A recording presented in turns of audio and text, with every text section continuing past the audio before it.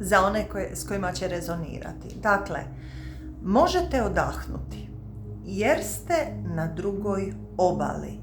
Znači, možete to nazvati bilo kojim jezikom. U drugoj ste energetskoj struji, u drugoj ste okolini.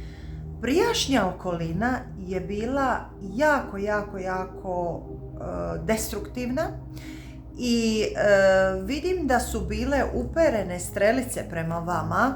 Vidite, ovako su uperene bile strelice koje su vas trebale pogoditi, koje su vas trebale, neko je napravio sve da vam naškodi, da naškodi vašem ugledu, da naškodi vašoj osobnosti, svemu. Ovdje baš vidim ne tako malo energiju, međutim ova karta je došla obrnuto. Sve to što je pokušano ići prema vama, jednostavno je palo. Znate ono u Matrixu kada Neo napravi ovako, pa oni metci koji idu prema njemu padnu dole, tako su i te strelice pale dole. Zašto? Zato što vi imate božansku zaštitu, zato što imate intuiciju, zato što vidite što neko želi napraviti i prije nego što je napravio. Tako da, džabe si krećio, to je recimo glavna energija ovog videa, džabe su krećili. I ono što ja sad vidim je da je to okruženje zapravo jako mnogo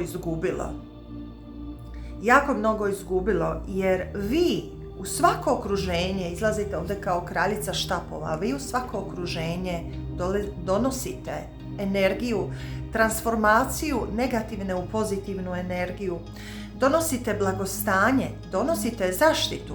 Kako ste vi božanski zaštićeni, svi ljudi koji su u vašem okruženju i u doticaju s vama su božanski zaštićeni. Kada ste vi otišli, sva ta zaštita je otišla s vama. Tako da zapravo ono što prošla okolina doživljava je jedan totalni, kako bih rekla, ekvivalent te energije koja se željela uputiti vama.